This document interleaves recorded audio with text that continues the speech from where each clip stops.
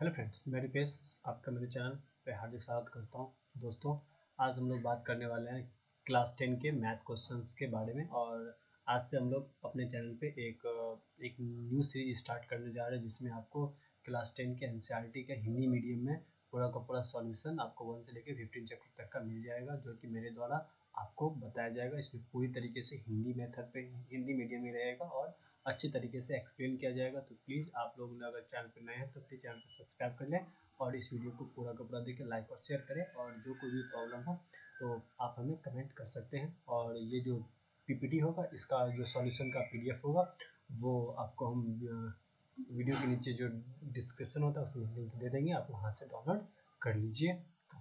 तो हम आप लोग का समय न बर्बाद करते हुए चलते हैं आज के टॉपिक पर। तो चैप्टर 1.1 पर हम लोग बात करेंगे, जिसमें जो वास्तविक संख्या है पहला, और इसी में हम लोग बात करने वाले हैं कि किस तरीके से हम लोग इस पर डील करेंगे।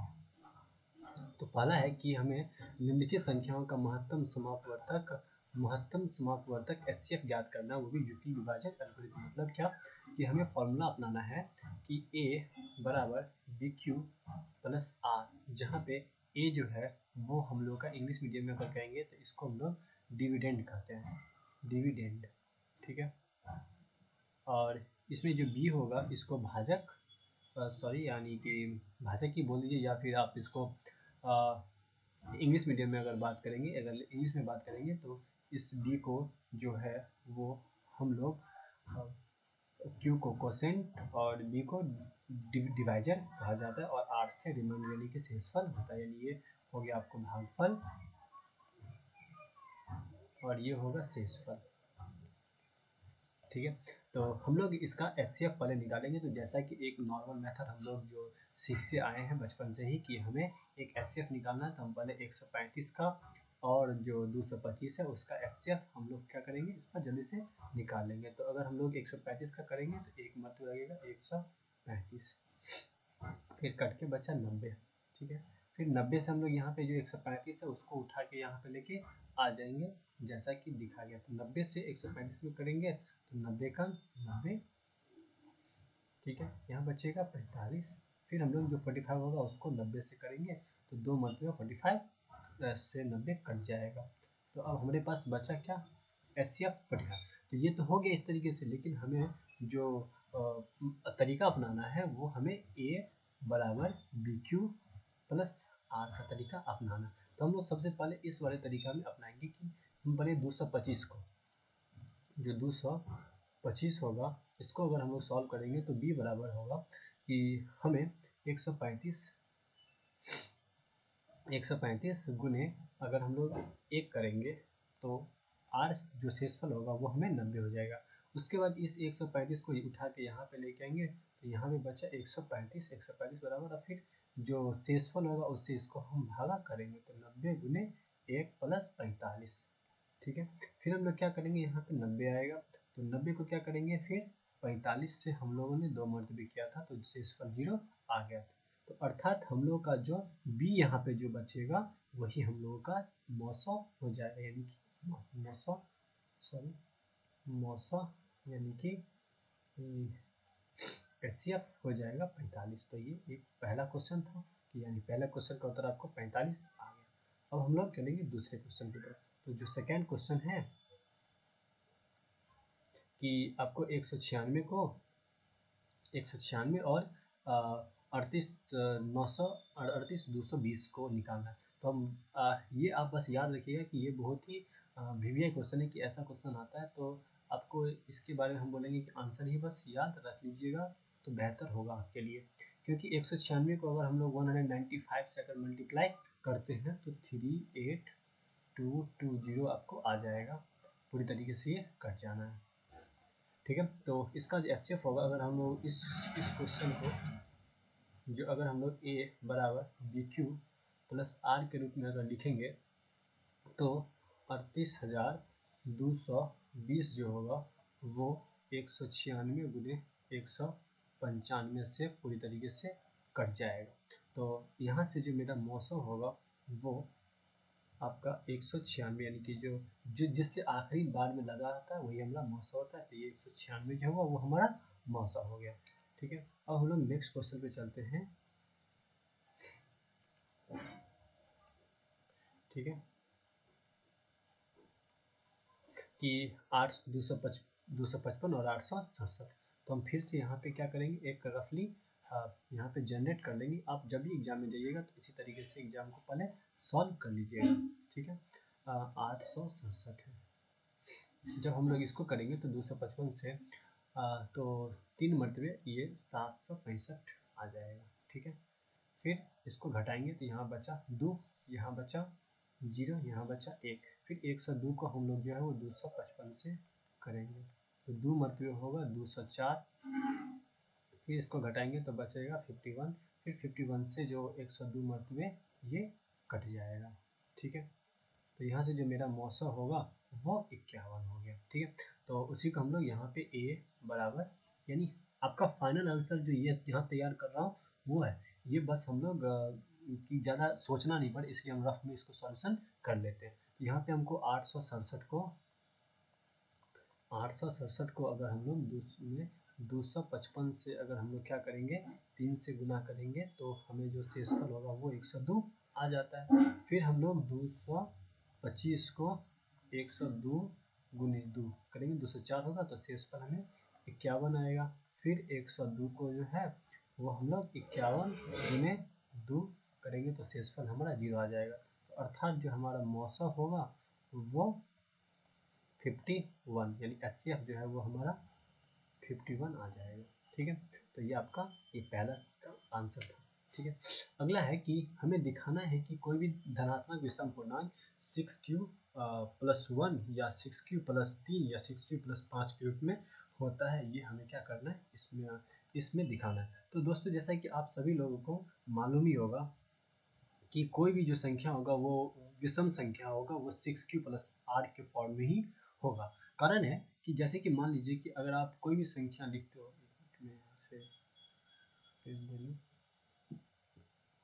अगर मैं यहाँ से मान लीजिए कोई भी एक संख्या ले रहा हूँ विषम संख्या, जैसे 6q, यानी q बराबर अगर हम लोग 4 भी रख देते हैं तो क्या होगा, 6 चौक 24 + 1, यानी कि जो 25 होगा ये भी एक प्रकार का विषम संख्या है। अगर मैं इस 24 में, अगर मान लीजिए इस 24 में अगर मैं 3 ऐड भी कर देता हूँ तो 24 3 होता है 27। ठीक है, तो ये भी एक प्रकार का विषम संख्या है। फिर इस 24 में अगर मैं 5 भी ऐड कर दूंगा तो 29 होगा, ये भी एक प्रकार का क्या है, विषम संख्या ही है। ठीक है, तो अर्थात कोई भी, तो इसी को हमको AQ+BQ के फॉर्म में लिख के दिखाना होगा। तो चलिए हम इसको सॉल्व करते हैं। ठीक है, तो देखिए जैसे कि हम लोग इसको जो लिखेंगे तो लिखेंगे कि a, यानी यहाँ पे लिखेंगे a बराबर BQ+R के फॉर्म में कोई होगा, जहाँ पे b बराबर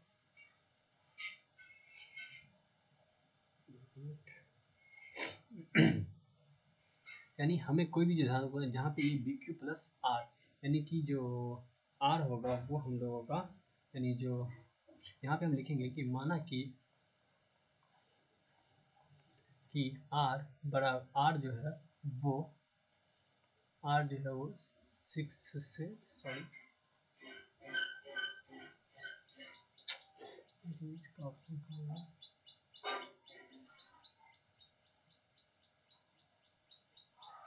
है, हम थोड़ा सा इरेज कर लें क्वेश्चन को, बस कुछ देर के लिए सॉल्व।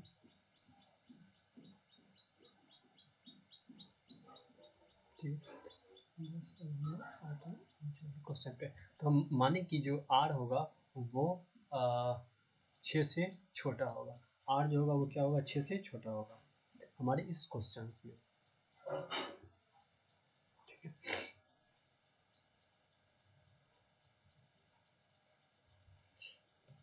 ओके, R 6 से छोटा होगा और जहाँ पे हम लोग मानेंगे कि A जो होगा वो एक विषम धनात्मक, A बड़ा है ना, तो A जो होगा वो धनात्मक विषम पूर्णांक होगा। A बराबर क्या होगा, धनात्मक विषम पूर्णांक।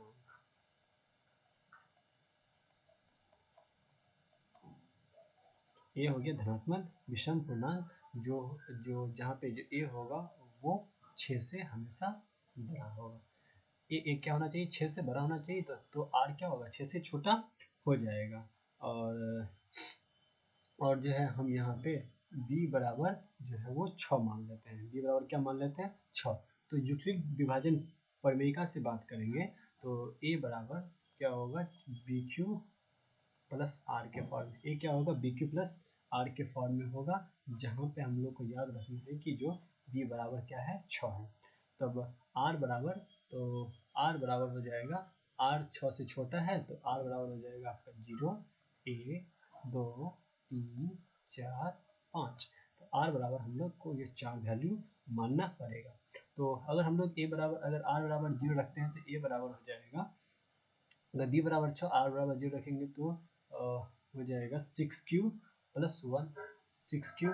फिर a बराबर 1 हो जाएगा 6q प्लस 1।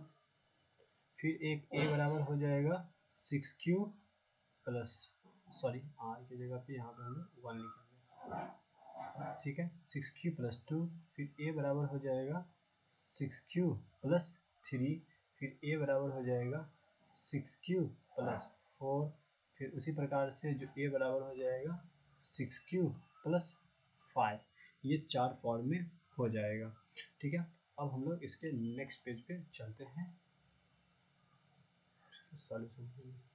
तो जहाँ पे हम लोगों ने लिखा था कि a बराबर, अब यहाँ पे a एक विषम पूर्णांक, a को हम लोगों ने क्या माना था, a को एक विषम पूर्णांक माना था। क्योंकि a एक विषम पूर्णांक है, अतः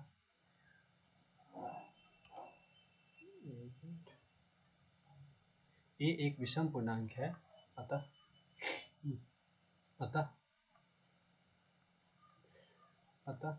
जो है वो a बराबर 6q plus 1, 6q plus 1, a बराबर 6q प्लस 3 और a बराबर 6q प्लस 5। a बराबर 6q प्लस 5 जो होगा ये 3 से विभाज्य, ये 2 से विभाज्य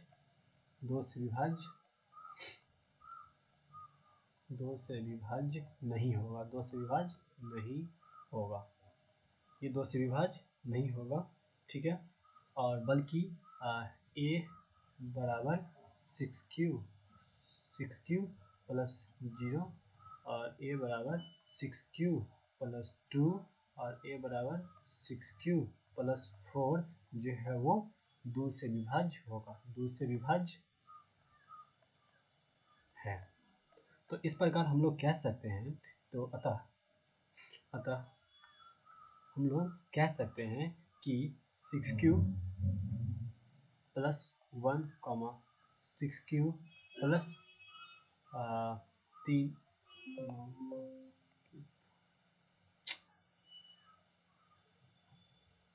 6q प्लस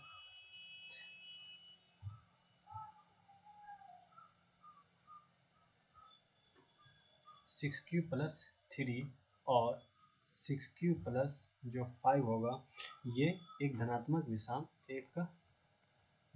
विषम पूर्णांक के रूप में होगा, धनात्मक विषम पूर्णांक के रूप में होगा। इतना हम लोगों को देख लेना, ठीक है। अब हम लोग चलते हैं अगले क्वेश्चन पर, कि नेक्स्ट क्वेश्चन है आप लोगों का, ठीक है। अगला क्वेश्चन है कि किसी परेड के 216 सदस्य वाली एक सेना को 32 स्तंभों में लगाएं। देखिए जैसे कि टोटल आर्मी हम लोगों को कितनी है, 616, तो हम ऐसे करके अरेंज करेंगे, ऐसे ऐसे ऐसे ऐसे करके। मान लीजिए कि हम लोगों को ऐसे करके एक बैंड में 32 ट्रक लगाना है, एक लाइन में 32 लगाना है। तो ऐसा हम लोग कितने सारा ऐसे लाइन कितने सारे हम लोग लगा सकते हैं, इसके बारे में हम लोग को बात करना है। तो बोल रहा है क्या कि हमें सेना की एक टुकड़ी में 32 जवान रखने हैं, एक टुकड़ी में 32 जवान रखने हैं और सबको आगे पीछे मार्च करना है।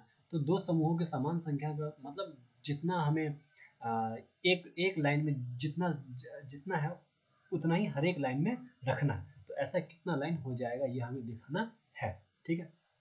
तो इसके लिए हम लोग क्या करेंगे, एचसीएफ करेंगे। तो क्या करेंगे, स्तंभों की अधिकतम संख्या क्या होगी, तो लिख सकते हैं कि 616 और 32 का मौसा, 32 का मौसा जो होगा वही अधिकतम वही अधिकतम स्तंभों की संख्या होगी। अधिकतम स्तंभों की संख्या होगी, स्तंभों की संख्या होगी, ये हम लोगों को याद रखना है। ठीक है, तो आगे हम लोग बात करेंगे किसके, तो जैसे कि हम लोग इसका एचसीएफ कर लेंगे, तो ए बराबर, तो यहाँ रफ में जैसे कि हम लोग करते आए हैं, मैं रेज कर लूँ,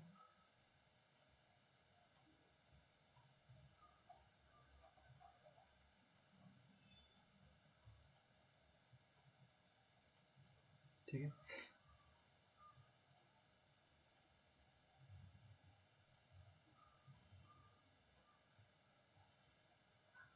ठीक है, तो हम लोग का जो इसका एचसीएफ हम लोग यहाँ पे कर लेते हैं कि 32 को हम लोग जो है वो 32 को जो है वो 616 से करते हैं। ठीक है, 32 को जब हम लोग 616 से करेंगे, तो 32 से 616 में करने पर अगर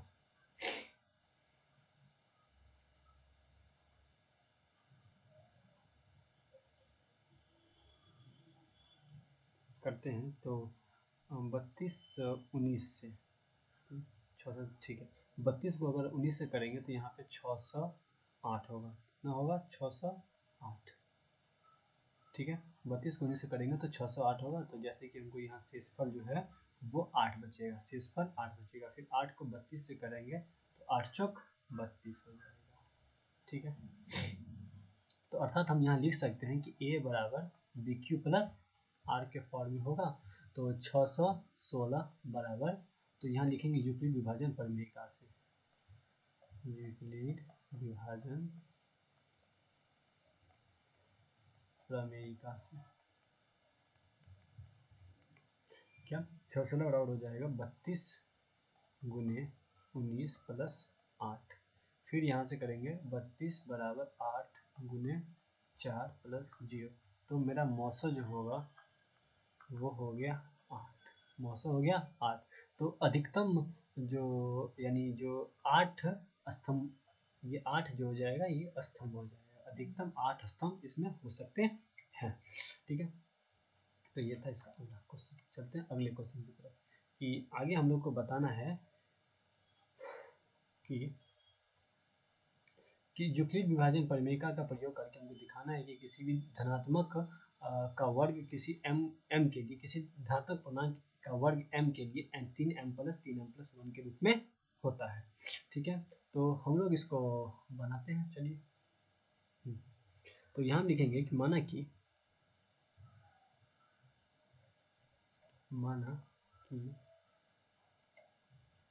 ए और बी, ए और बी ऐसे धनात्मक पूर्णांक है, ऐसे धनात्मक पूर्णांक हैं, ऐसे धनात्मक पूर्णांक हैं जहाँ जहाँ जहाँ जो है वो ए बड़ा होगा, ए बड़ा है बी से, तथा बी बराबर 3 है, तथा बी बराबर कितना है 3, तब यूक्लिड विभाजन प्रमेयिका से, यूक्लिड विभाजन प्रमेयिका से, तब यूक्लिड विभाजन प्रमेयिका से हम लोग लिख सकते हैं ए बराबर 3b plus are, 3b plus are, जहाँ जो 0 से बड़ा बराबर होगा आर, और ये छोटा होगा किससे, आर 3 से। ठीक है, तब आर बराबर हम लोग लिख सकते हैं कि आर बराबर जो होगा वो 0 1 2 होगा, आर बराबर क्या होगा 0 1 2, तो हम लोग लिख सकते हैं कि ए बराबर 3b, फिर ए लिख सकते हैं ए बराबर 3b प्लस 1, और ए बराबर लिख सकते हैं 3b प्लस 2। ठीक है, ये 3 मान हम लोगों के पास संभव है, ये पहला मान, ये दूसरा मान और ये रहा तीसरा मान। तो हम लोग इसके अगले पेज पे जाके देखेंगे कि किस तरीके से इसका मान होगा। ठीक है, तो चलते हैं अब हम लोग दोनों तरफ। यदि अगर हमारे पास मान लीजिए कि a बराबर 3b प्लस 0 है, तो दोनों तरफ वर्ग करने पर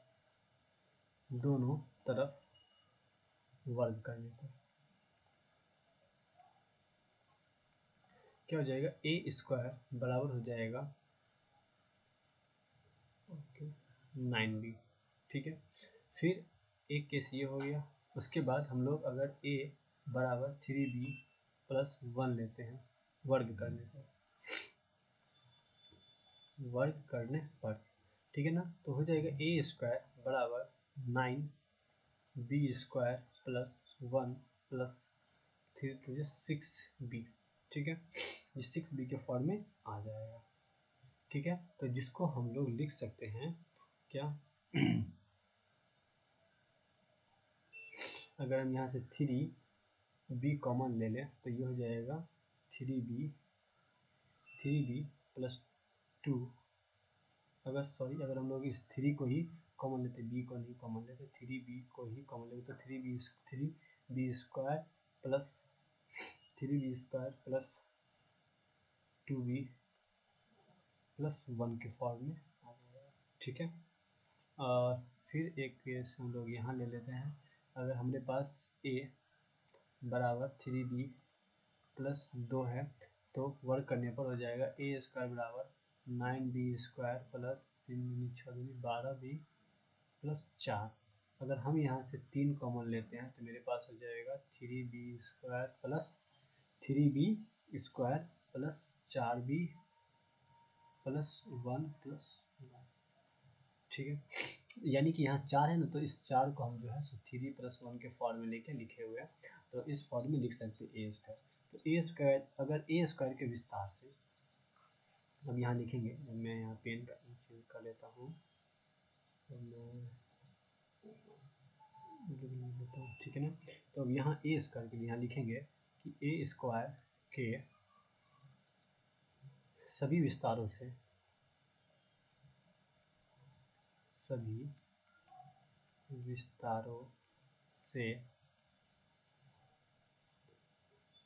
a स्क्वायर जो है वो 3 से विभाजित होता है, 3 से विभाजित होता है, a स्क्वायर 3 से विभाजित होता है, और शेषफल जो है वो यहाँ पे हमें 0 और यहाँ पे भी 1 और यहाँ पे भी शेषफल क्या बचा है, यहाँ भी जो शेषफल है वो हमारा 1 बचा हुआ है, और शेषफल 0 तथा 1 बचता है।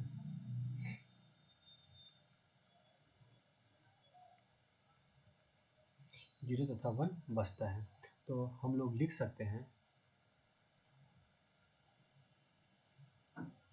तो हम लोग यहाँ पे क्या, ये पहला लाइन दूसरा तीसरा, आप बस जैसे जैसे वीडियो गया वैसे वैसे अगर कॉपी करना चाहें तो वैसे भी देख सकते हैं। तो यानी ये पहला किया था मैंने, ये दूसरा किया था, ये मैंने तीसरा किया था, और ये रहा चौथा, और ये रहा 5वां पेज। ठीक है, तो हम लोग यहाँ लिख सकते हैं कि a square plus a square बराबर 3m प्लस 0 या a स्क्वायर बराबर 3m प्लस 1 के रूप में होगा, यानी ये इस रूप में होता है। तो अतः किसी धन पूर्णांक का वर्ग, किसी धन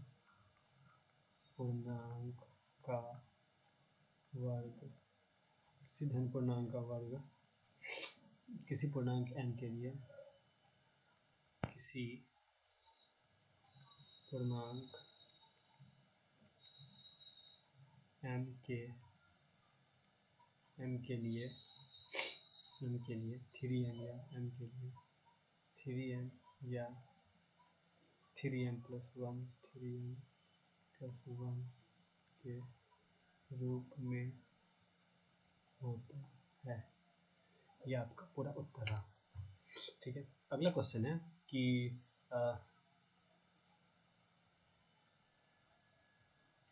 यूक्लिड विभाजन प्रमेय का प्रयोग करके हमें दिखाना है कि किसी धनात्मक पूर्णांक का घन जो है वो 9m और 9m प्लस 1 और 9m प्लस 8 के रूप में होता है।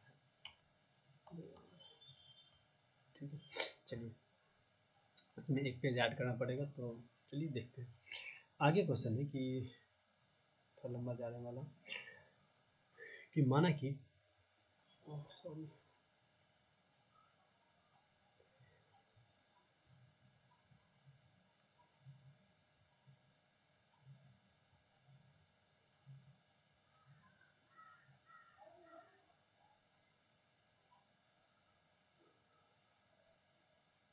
चलिए हम यहाँ देखेंगे कि माना कि a और b ऐसे दो धन पूर्णांक हैं। माना कि a और b ऐसे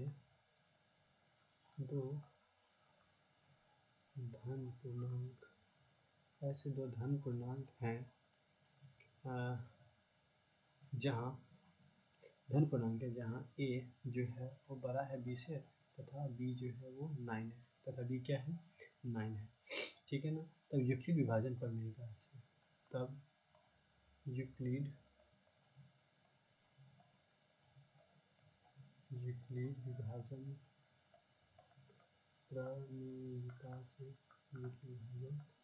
प्रमेयिका से लिख सकते हैं कि a बराबर bq प्लस r। लिख सकते हैं क्या, a बराबर bq प्लस r, यानी कि a बराबर 9q प्लस r के फॉर्म में हम लोग यहाँ पे लिख सकते हैं।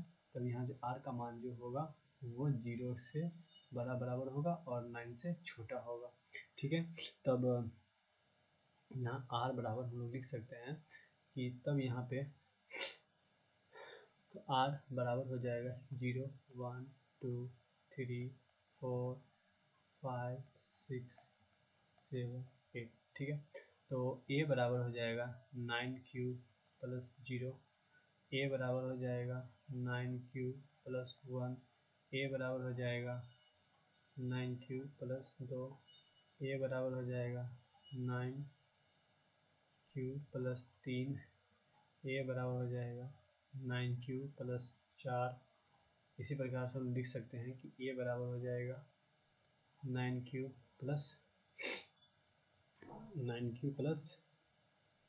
5, a बराबर होगा 9q प्लस 6, a बराबर हो जाएगा 9q प्लस 7, a बराबर हो जाएगा 9q प्लस 8। ये इतने सारे फॉर्मूले हो सकते हैं। बस एक मिनट के लिए कुछ पेज ऐड कर लो।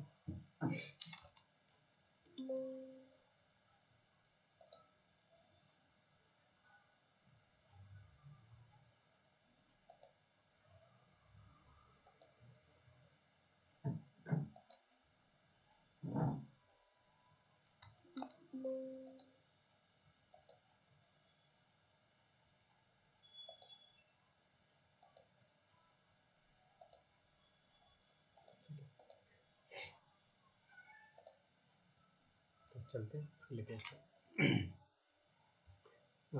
उसके लिए माफ कर दीजिएगा, चलते हैं हम लोग अगले पेज पर। रेड पे नहीं चलेगा। तो यहाँ पे r का हम लोगों को 8 मान निकल चुका है। तो जहाँ पे हम लिखेंगे कि जब जो है वो a बराबर 9b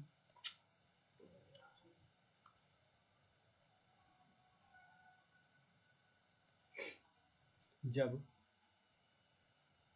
जो है वो a बराबर 9b प्लस 0 होगा, तो क्यूब करने पर हो जाएगा a क्यूब बराबर 3b। a क्यूब बराबर हम लोग इसको लिख सकते हैं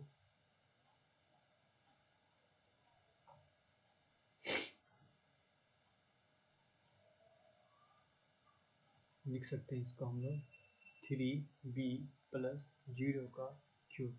इसको हम लोग 3b प्लस 0 का क्यूब लिख सकते हैं, यानी क्या, ये हो जाएगा 27b क्यूब, यानी ये 27b क्यूब हो जाएगा। ठीक है, ये 27b क्यूब होगा। तो इसको अगर हम लोग और फॉर्म में लिख सकते हैं तो लिख सकते हैं 993b का क्यूब। ये मेरा इक्वेशन फर्स्ट हो गया। अब है कि जब a बराबर 9b प्लस 1 के फॉर्म में होगा तब इसको हम लोग अगर a क्यूब प्लस तब a क्यूब बराबर हम लोग यहाँ लिख सकते हैं 3b, 3 को बाहर कर लेते हैं तो 3b प्लस 1 का क्यूब। जब हम लोग 3b प्लस 1 का क्यूब करेंगे तो ये हो जाएगा हमारा 3b का cube plus 3 into 3b into 1 bracket के अंदर 3b प्लस 1 का क्यूब। ठीक है, या हम लोग लिख सकते हैं 27b cube plus 27b cube plus 27b square, 27b square plus 9b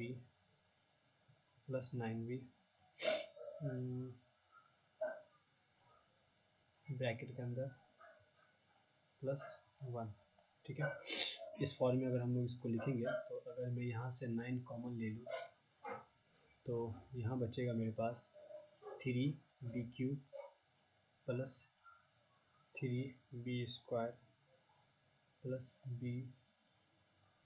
plus 1। ठीक है, इस फॉर्म में ये आ जाएगा। ओके, अब हम लोग बात करते हैं तो इसको इक्वेशन सेकेंड मान लेते हैं। ठीक है ना, इसी प्रकार जब a बराबर 9b प्लस 2 के फॉर्म में होगा, a बराबर 9 प्लस b के फॉर्म में जब हम लोग देखेंगे तो इसको लिख सकते हैं कि a क्यूब बराबर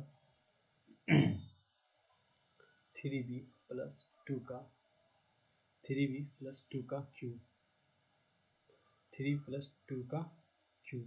तो हम लोग इसको लिख सकते हैं 9 9 3 27b क्यूब। ठीक है, 27b क्यूब प्लस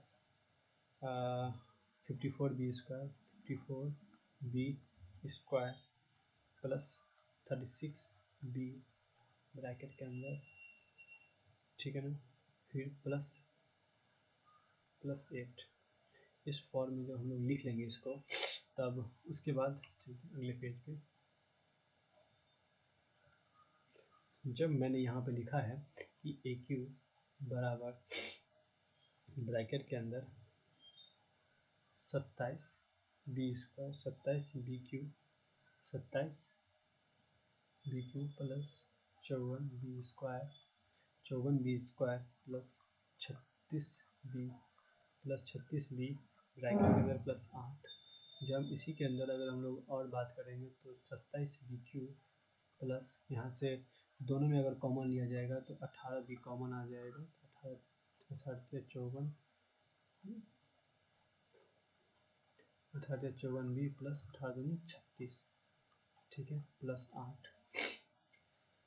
8 के फॉर्म में आ जाएगा। इसको अगर और सॉल्व करते हैं, यहाँ से अगर हम लोग 9 कॉमन ले लें तो बचेगा मेरे पास 3b cube plus 2b, 3b cube plus 2b bracket के अंदर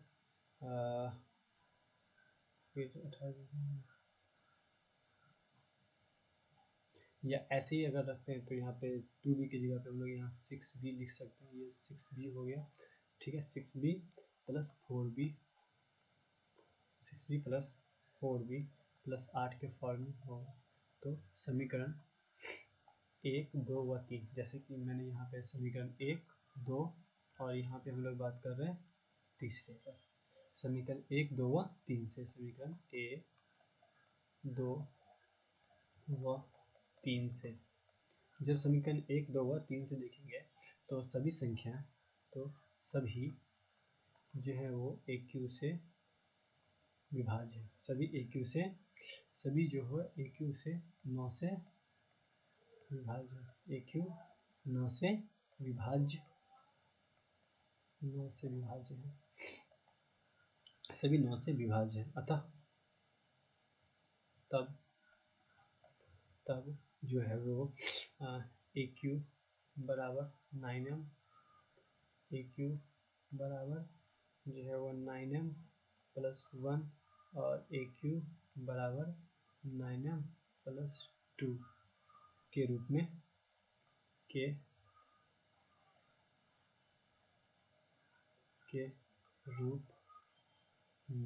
लिखा जा सकता है, के रूप में लिखा जा सकता है। अतः हम लोग लिख सकते हैं, पेन चेंज करें तो जो फाइनल आंसर है उसके लिए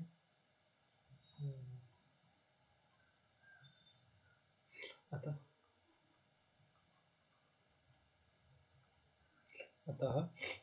किसी धन पूर्णांक